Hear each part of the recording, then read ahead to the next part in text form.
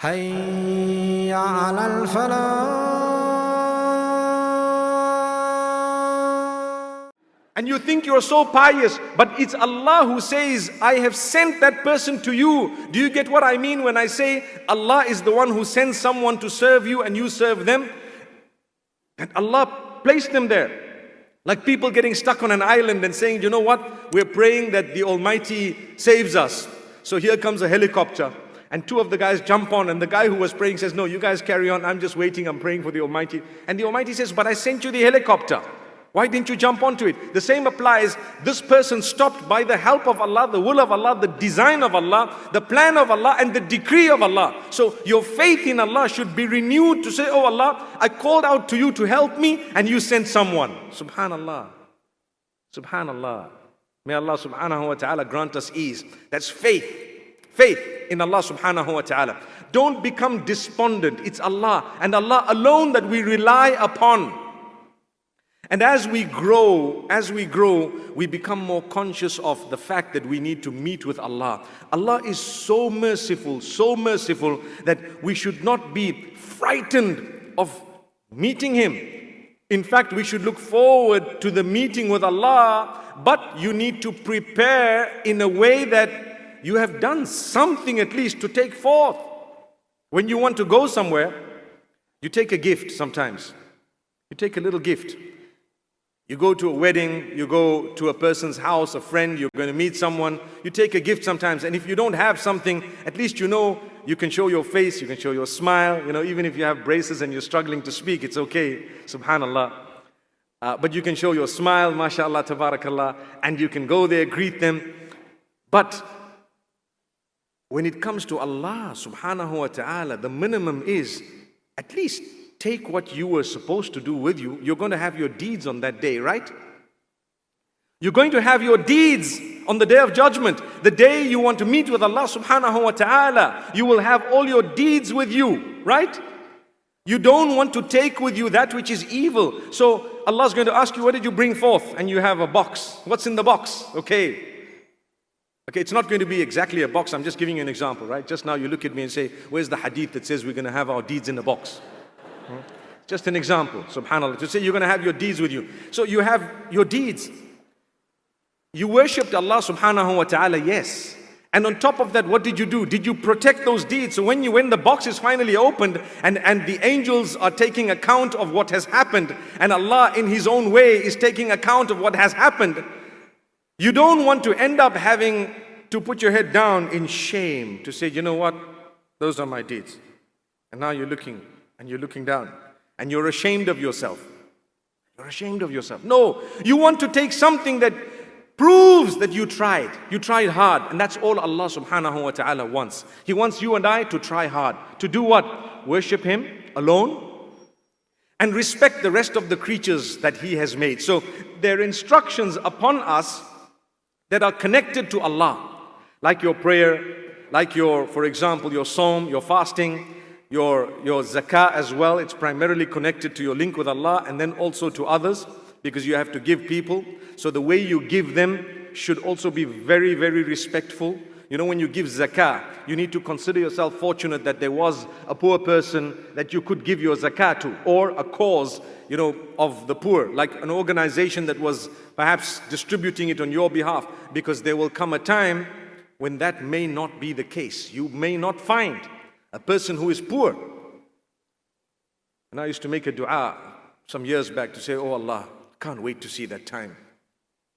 And I thought to myself later on as I grew, that no, we don't want to get close to Qiyamah. There's a narration which says closer to Qiyamah, you will try and give out your zakah and they will all be wealthy people. And I'm thinking, but there are so many poor people across the globe. How is it going to be that people will be rich, they won't accept zakah? Until I came across the Bitcoin, subhanallah. Cryptocurrency. I saw this and I said, okay, this is it, that's it. Imagine if everyone had crypto here today, what would have happened?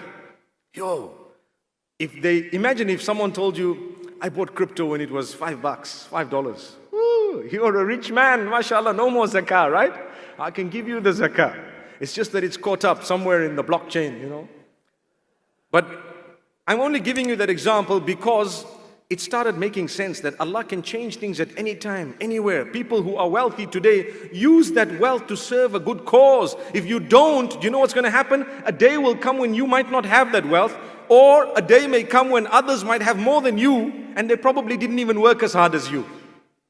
They probably didn't. And this is Allah, His plan. He can show you that we will change everything and anything. Today someone is poor, tomorrow they are wealthy. Today someone is wealthy, tomorrow they are poor. It can happen. You need to make sure you've tried to worship Allah. Like I said, your relationship with Allah, number one. Number two is your relationship with the creatures of Allah subhanahu wa ta'ala.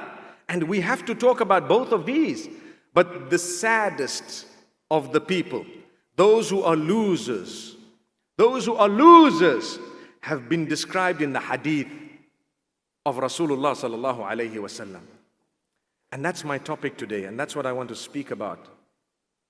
And that's why I gave you this beautiful introduction to say we're created for a purpose. We're supposed to be trying to earn the pleasure of Allah. The best of our days, inshallah, will be the day we meet with Allah. Allahumma ja'al khayra ayyamina awakhiraha wa khayra a'malina khawatimaha wa khayra ayyamina yawman alqaq.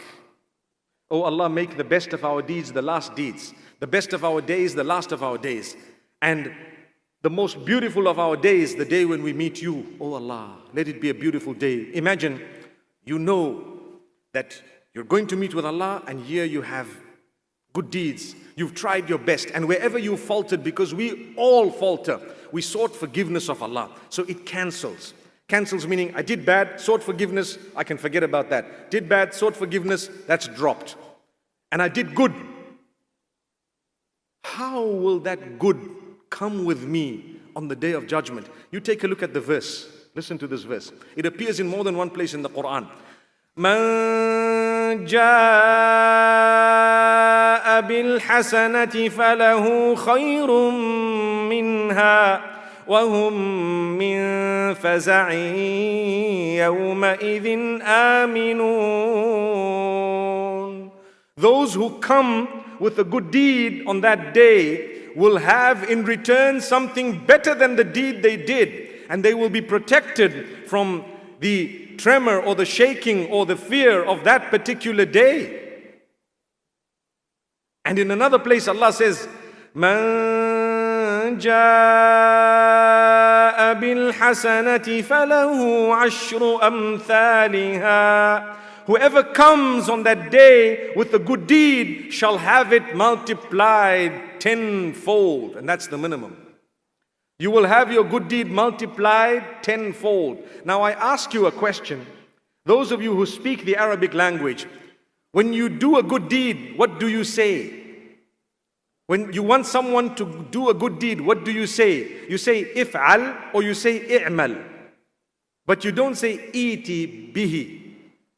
You say do it, act upon it, do it, but you don't say come with it. In this verse, Allah didn't say whoever does a good deed will have it multiplied by 10. Whoever acted upon a good deed will have it multiplied by 10. He uses a special verb, and that is to come with. Ja'a bishay. To come with something. Man ja'a bi al-hasana. Whoever comes with the good deed. That means I need to do the good deed and then pack it and keep it and hold it in such a way that one day I can come with it. Right? That's what it means. And from this, some of the mufassirin have actually said, to do the deed is simple, but to come with it on the day of judgment is much more difficult.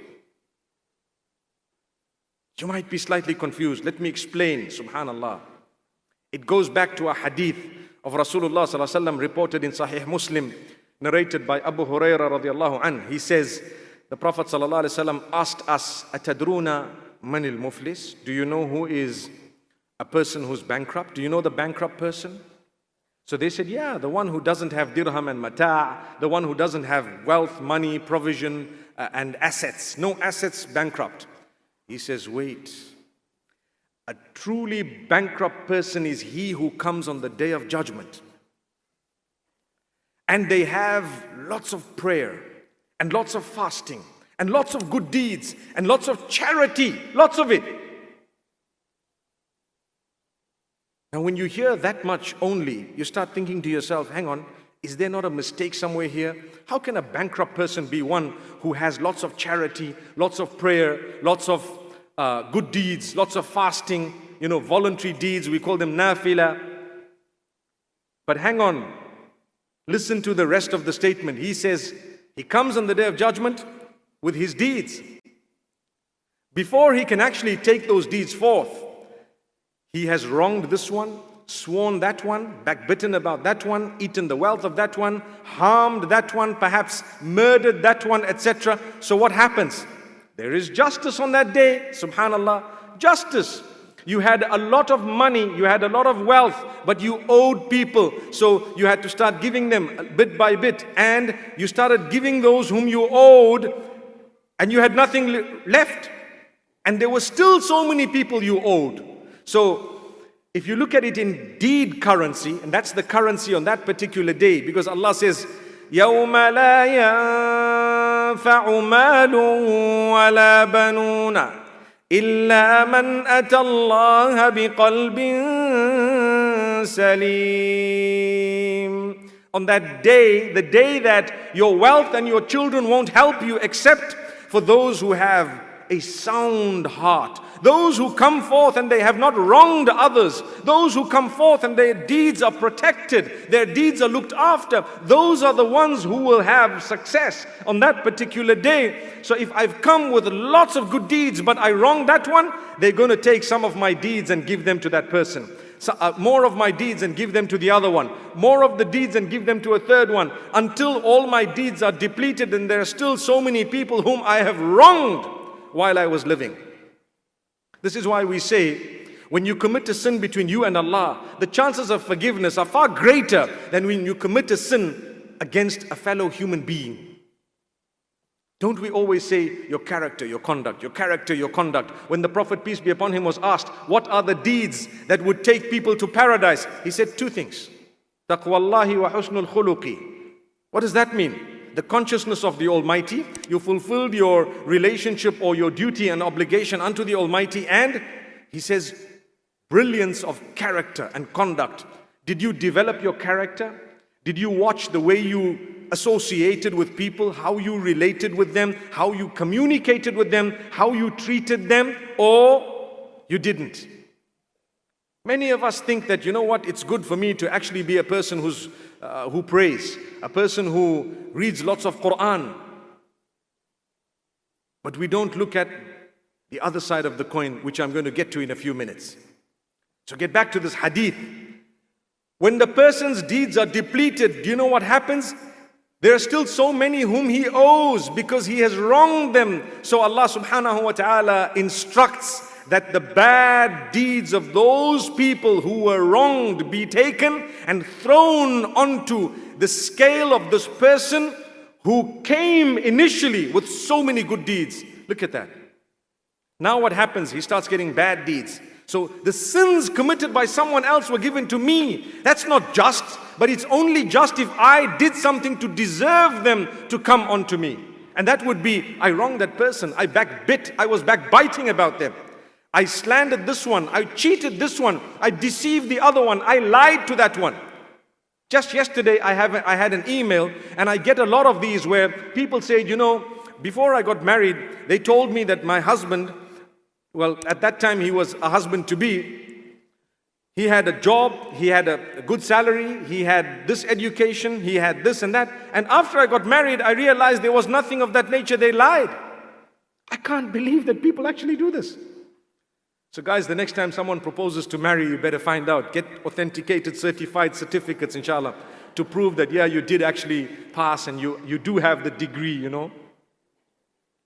I can't believe that fraud happens even in that. People cheat and lie just to get married. Come on. You're going to get caught out in this world. Subhanallah. So, if I've done something to deserve that I shoulder the burden of another, then indeed it is justice. It's justice. Someone's wronged you. They need to take something away from you, or they need to pay you in the currency. May Allah subhanahu wa ta'ala Save us. That is the bankrupt person. Suddenly they are thrown into hellfire by the most merciful. Because if you commit a sin between you and Allah, you have 4 conditions. What are they? Admit your sin, regret it, seek forgiveness of Allah, and promise not to do it again. And if that happens, it's wiped out. Complete wipeout, don't doubt it. We've spoken about it. But the problem is, if your sin is connected to another human being, some of these pointers that I've been saying, slander, backbiting, deceiving, abusing, etc., etc., then there is a 5th condition above those 4, and that is, that person needs to forgive you. Thank you so much for listening to the short message. I pray that it has increased you in a little bit of motivation and hope, and the same applies to all of us. Jazakumullah khair. Assalamu alaikum wa rahmatullahi wa barakatuh.